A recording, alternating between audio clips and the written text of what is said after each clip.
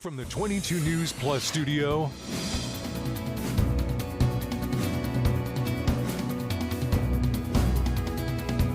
this is 22 News in Focus with Patrick Berry.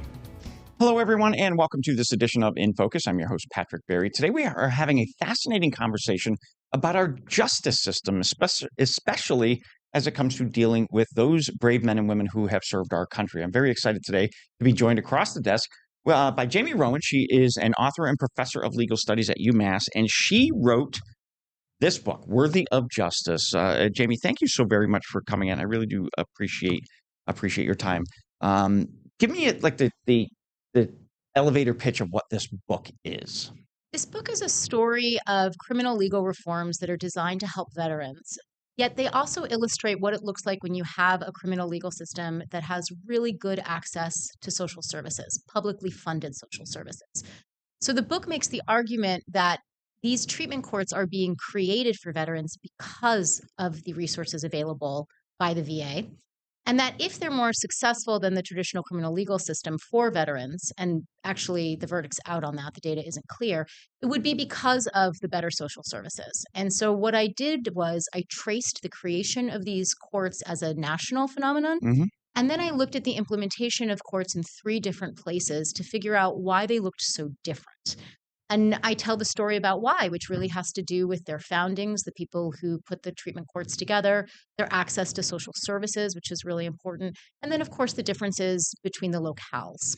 So why did you do this? Is there something in your work life, in your personal life, that got you starting to think about this? Or you said, well, wait a minute, seems like there are a lot of layers to this onion. I need to look into it. It's actually a little interesting. I am a scholar of war and how to use law to redress war. And my first book was on truth commissions, which is a really interesting judicial innovation, quasi-judicial, that is developed in countries to deal with periods of mass atrocity. And I decided to start looking at veterans treatment courts because I had heard about these, and I thought it was interesting that these are a similar mechanism. It sounds like they're here to deal with mass atrocity and the aftermath of war. And so I decided to visit one and see, well, how do they talk about war? That was what really interested me, how these courts think about war. Is it inherently bad? Is it inherently noble? And when I got into the first treatment court I walked into, there was nothing about war. But I guess, why should the courts think about war? So the premise of these courts, and that's one of the things I document in the book, is that veterans have special needs because of being veterans, which assumes— Versus the general public. That's right, versus people who never served. There's an embedded assumption, too, actually, there. One is that veterans are somehow a cohesive group and that they suffered some type of trauma that explains their criminalized behavior, and that the state is responsible for that. So those 2 interrelated stories animate the creation of veterans treatment courts. But what I discovered is the people working in the courts know that those are just stories. It's actually not really what's driving the creation of these courts. There's a belief, I argue, that veterans, just for having raised their hands to serve, are different from the regular population in the criminal legal system. Different how, like in a mental health standpoint, physical standpoint? I argue that they're considered worthy, that we think they're better people. Okay. And there's interconnected elements of that. I talk about the idea that they're deserving because they served, and we understand that.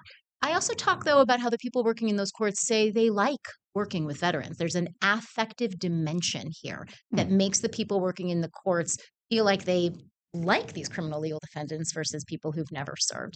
And then the third is this really complicated question about, is their criminal legal offending related to their service? And what you find is people recognize that the same issues that drive veterans into the criminal legal system are what drive non-veterans into the criminal legal system. But when people talk about veterans, there's this really expansive understanding of how your life history can lead you to engage in mainly substance use related crimes. So those people who have served in the military, fundamentally just different personalities, different, if I'm understanding correctly, just generally different from the rest of the population. Mm-hmm. And I don't know if I'm not saying that is what is true. Okay. I'm saying that the people who explain why these courts are being created, that's what they say. Gotcha. So are these veteran treatment courts everywhere. So I think of, here we are in, the three counties of Western Massachusetts, Hampden, Hampshire, Franklin. We've got courts in each of the counties, state, local, whatever. Do we have veterans treatment courts here, and does every courthouse have one? Not at all. We do have one here. It's located in the Holyoke District Court. And it's interesting. It serves people from several different jurisdictions. The Northwestern District Attorney's Office, which is situated in Northampton, but serves elsewhere as well, spearheaded that particular court. And it is placed in the Holyoke District Court because there was a really generous judge, Judge McLeod, who said, I want to be the judge overseeing this particular treatment court. The most recent data we have, and it's actually from the VA, is that there are 745 of these courts across the country. And every single year I look for an update, and that is the most recent, and it is much higher than last year's number, the year before. These are the fastest growing treatment courts in the country. The most common treatment court is the adult drug treatment court, which we also have actually. There's one in Springfield and there's one in Northampton. There is a family treatment court up in Greenfield, which is serving people who have children and are dealing with issues of substance use and custody. The Veterans Treatment Court is a subset of the adult drug treatment court. So the same thing that would qualify you for an adult drug treatment court, having a substance use disorder and having a crime that's eligible, but the added piece of the Veterans Treatment Court is you have to be eligible as a veteran. And what's unique about this is it's defined differently in each court. So the courts in Massachusetts have taken different positions, but the one in Holyoke allows in people who do not have VA benefits. Other courts require you to have VA benefits. Oh, so there's certain qualifiers to allow for who the courts treat. That's correct. Okay, I got it. So, and as you're telling me that, and how there's only one in our area, is that because we have Westover Air Reserve Base and Barnes, because we have a high concentration of veterans in this area? We are not the first veterans treatment court in the state. There were about 5 before I believe the Holyoke one opened. It was really because of the efforts of the DA. So these courts in general are created because there's a champion. That's what it's called. Okay. It's very frequently a judge seeing people in their courtrooms with substance use disorders and saying, I want to create a separate docket for them, because that is actually what a treatment court is. It's a separate docket of individuals who have some type of substance use issue. And the idea is, instead of putting them in jail, we are going to mandate that they get treatment under the threat of jail, because we think that will help them get sober. So the way that a veterans treatment court gets created is when some actor, again, typically a judge, says, I see a lot of veterans, I want to create a separate docket just for them. But again, in here, it was a DA who did it. Very interesting. Dave Sullivan, our current DA. Oh, okay. We are up on our first commercial break. We've got plenty more to talk about, so stay with us. We're back in just a moment. This is 22 News in Focus with Patrick Berry.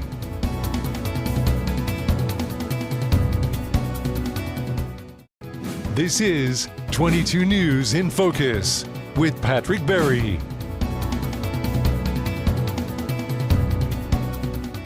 Welcome back, everyone, to this edition of In Focus. I'm your host, Patrick Berry. Sitting across from me today is author and professor of legal studies at UMass Amherst, Jamie Rowen. Jamie, thank you for joining me. Jamie wrote this amazing book, Worthy of Justice. It's The Politics of Veterans Treatment Courts. And Jamie's been kind enough to come in and explain what all this means. So again, thank you for joining me. Before we went to break, you said there's one in our area. Mm-hmm. It's in Holyoke. That's right. But it was really initiated by the Northwestern District Attorney David Sullivan. Mm-hmm. But Holyoke's not in his territory, so why isn't it in Northampton? Hampshire, he oversees Franklin and Athol. Because of the availability of the courthouse and the judge who decided to oversee it, and an agreement between Dave Sullivan and other DAs to allow it to be created there. So many of the participants actually are not located in Holyoke. They're located in Hampshire County. Many are staying at the residential facility Soldier On, which is on the VA campus in Leeds. And they take a bus down there, and that's where they have their court hearings. So, and this is for veterans who have committed a crime, and instead of being sent to jail, their case is adjudicated and determined that, as you stated earlier, veterans are built differently, and their substance abuse, which led to the crime, might be treated differently than the average civilian? Right. So the story that legislators who often are behind the laws that help facilitate the creation of the courts, or the stories of the people who create the courts in a particular jurisdiction, that's what I studied. They talk about veterans as having distinct needs and a VTC as being able to meet those needs because they understand veterans. Again, that is what people say about why these courts are created and why they might be useful. What is interesting about Massachusetts, and again, this differs across states, is that Massachusetts has a statewide treatment court program that requires people to plead guilty in order to access a treatment court. That is not what happens across the country. In other jurisdictions, the courts will accept people who have not pled guilty. They will accept people who have just been charged with a crime. And if the people complete the treatment court requirements, the charges will get dropped. Not so in Massachusetts. In Massachusetts, it's what we call post-disposition. So that means everybody who's in the court is on probation. And that means that if they do not complete the court's requirements, they will be sent to jail. So part of the case disposition is you've got to go for treatment. That is the requirement of the court. The disposition that means that they've pled guilty. Disposition refers to did you plead guilty? Were you found guilty? Were you found innocent? And so the court only accepts people who have pled guilty and now they're on probation. Okay. And probation is overseeing their compliance. So are there specific crimes that are looked at? Yeah. Because it sounds as though, and again, this is why I'm not a lawyer, these sound like lower priority crimes. I mean, somebody who murders, robs a bank, this isn't for them. Correct. Those types of violent crimes are typically not allowed. However, there are over 54% of these courts across the country, according to one study, do allow in some violent felonies. But typically, we're not talking about those types of violent felonies. We're talking about crimes, though, that are not so minor that you wouldn't go to jail. And interestingly, Massachusetts has laws that allow first-time veteran offenders to get diversion before they plead guilty. So the people who are in the Veterans Treatment Court actually usually have a longer history of substance use and or criminal offending. That means that they're going to go to jail. So these are actually kind of in the middle. They're not the most minor crimes, and they're certainly not the major crimes. One of the things I have learned is that by law, every city and town in Massachusetts has to have a VOC? A veteran service officer. VSO, excuse me, veteran service officer. Do these veteran service officers know about this? Yes. And they were instrumental in creating them too. Okay, because they're really the front lines, the point people for all these veterans for whatever services they may need. So yeah. And so you have VSOs. You also, though, have the VA. And so one of the things that's really interesting is that in 2008, the VA started focusing on veterans' homelessness and decided that there was a revolving door between the criminal legal population, people in jails and prisons, and the homeless population, and that they should probably focus on helping veterans that are in jails make sure that when they reenter, they have service. And that program, which was designed to go into jails and make sure people were service connected, evolved so that now the VAs send what's called a veteran justice officer, a VJO, to work inside these courts. So most of these courts actually have a VA employee helping the participants access VA services if they're VA eligible.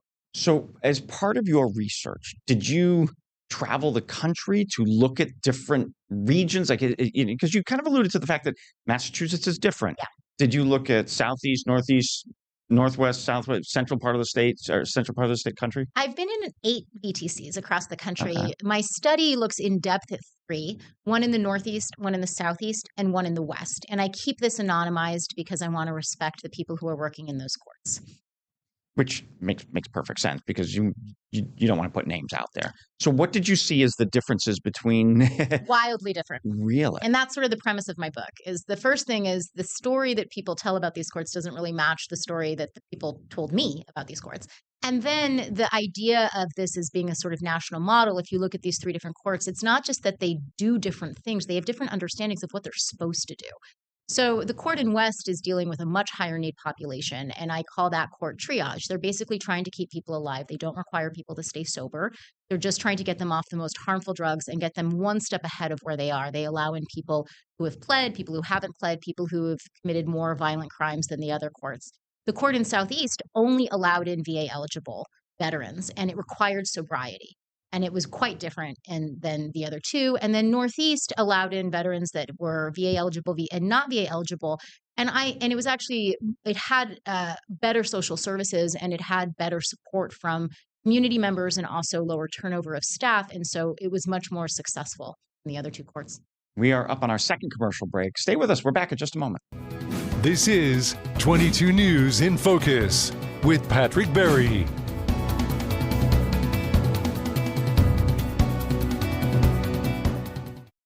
This is 22 News in Focus with Patrick Berry. Welcome back, everyone, to this edition of In Focus. I'm your host, Patrick Berry. We're here in the 22 News Plus studios, and today we're talking about this book right here. It's called Worthy of Justice: The Politics of Veterans Treatment Courts in Practice. And I am very happy today to be joined across the desk by its author, Jamie Rowen. She's also a professor of legal studies at UMass Amherst. Jamie, thank you for joining me for this conversation. It's an overwhelming piece of work that you created. It's fascinating. And it really does give an interesting insight to how our legal system works between veterans and the general public. But I'd have to ask you, how long did it take you to do your research and to write the book?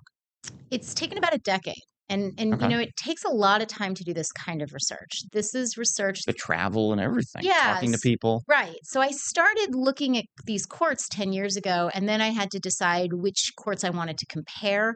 I had to get access to those courts, talk to the people working within them to let me come on a regular basis.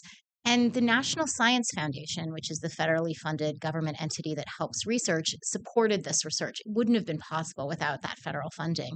And so I was able to hire teams to help me in those places that I don't live. And then I collected the information, and then I had to make sense of it and try to figure out what story I wanted to tell. What do you hope is the end result of this? So now the book is out there. Yeah. The public has access to it. People in authoritative positions have access to this. What do you hope happens in the next year, 5 years, 10 years, based on your findings? So I hope that those that want to create a veterans treatment court read the book and think about how to make them better, because they're different quality courts that I identify in the book, and I sort of explain what makes one better than another. The other piece of the book that I'm really trying to wrestle with is the VA comes out really positive in this story. And I, over the course of this research, came to respect, obviously, the veterans, the people who are in the courts, the people trying to help veterans, right? The staff members working in these courts, but really the quality of care that we get from the VA. And it made me think about what it would look like if this kind of social service quality were available to non-veterans as well. These courts are only as good as the social services they have access to. You know, it's interesting you mentioned that, because I have two questions out of that. Number one, you were impressed with the VA and their services, and because I think the mindset that the general public is fed this image of the VA that it's a waste of time, waste of money, not really helping our veterans. But you kind of saw a different side of it, that they really are helping. Yes. I mean, there's a book that I really appreciate called Best Care Anywhere. And that's my experience of the VA. If you look at the data on the VA, it really does have the best outcomes for cost of any healthcare program in our. It is incredible. And the people working in the VA are service-oriented and mission-oriented, and they know the quality of what they provide. Right. The VJOs, the clinicians working for the VA in these courts, were so caring, so dedicated, and so knowledgeable and skilled. They made a huge difference. We don't have that for the non-VA eligible veterans. I saw within the same court people who had access to VA benefits and people who didn't, and the different quality of services and therefore outcomes in these courts. This is a serious question about how you can mandate people to get treatment when it's not good treatment. You know, that's frightening. That two separate sets of treatment. But what's even more frightening is kind of my second question from your earlier comment is, what would our world look like if non-veterans were receiving similar treatment, similar support? Am I wrong in saying we'd probably be a better community? So one of the things that I suggest in this book is this is great. I'm so glad VTCs exist. They're also a little too little, a little too late. What pushes people into the military beyond just their mission orientation is a desire for professional and educational advance. So if we're sort of predicating these courts, the creation of these courts, on the idea that military service is both noble and harmful, wouldn't it be nice if people had options to make those advancements without going to the military and exposing themselves to the damage that we then say is leading to their criminal legal behavior? Then you're talking about what goes on during the military and what goes on after the military, and then they enter these courts. So I really think that the story is about all of the availability of opportunity for people and what happens when they don't have those kinds of options. But when you are at this stage, take away all of the stuff that pushed you into the military and then gave problems when you came out of the military. When you are now struggling, we need residential facilities. We Right. need compassionate drug use treatment. We need compassionate mental health treatment. We need those kinds of resources. And I wondered when I was in these courts, what would happen if everybody had access to care and Exactly. compassion that I saw in these courts? Just totally off track a little bit, not really. Is our veteran population decreasing or increasing? Do we Vis-a-vis know? the entire Yeah. U.S. It, population, I mean, the numbers of veterans, I'm not totally sure, but I do know the numbers of justice-involved veterans has decreased over time, only increased over time. decreased. Oh, It decreased has over time. actually decreased over time. But Good. veterans typically are charged with more serious offenses and certain offenses like sexual crimes Okay. compared to the non-veteran population. What's the follow-up to this piece? Do you go back in 5, 10 years, or maybe sooner, to see how we've progressed as a nation and how our criminal justice system has progressed? I'm continuing to study the criminal legal system and reforms to the criminal legal system. One of the things that's pretty inspiring to me about these courts is that these are a bipartisan effort. These courts are supported by really tough on crime folks that also appreciate the joining the military and the veteran population, as well as those who want criminal legal reforms that are more focused on rehabilitation and social services. So I continue to study how the criminal legal system is trying to improve the lives of people in it. Fantastic. I'm going to bring up the book one more time, folks. If you're interested in getting it, you can go online, track it down, Worthy of Justice, The Politics of Veterans Treatment Courts in Practice. The author, Jamie Rowen, who's sitting across from me, has been kind enough to spend some time with me today. Jamie, thank you so very much for this. It's a fascinating piece. You were kind enough to give me an advance copy. I thank you very, very much. It's an interesting read. I will be upfront. It was a little bit over my head sometimes, but because the lingo, I'm not a lawyer, but it is a fascinating, and it's thanks to people like you who look into this, that bring it to the forefront so that the general population is aware of how our courts are working with not only our veterans, but the general population as well. So thank you very much. Thank you for having me. Good seeing you. This is 22 News in Focus with Patrick Berry.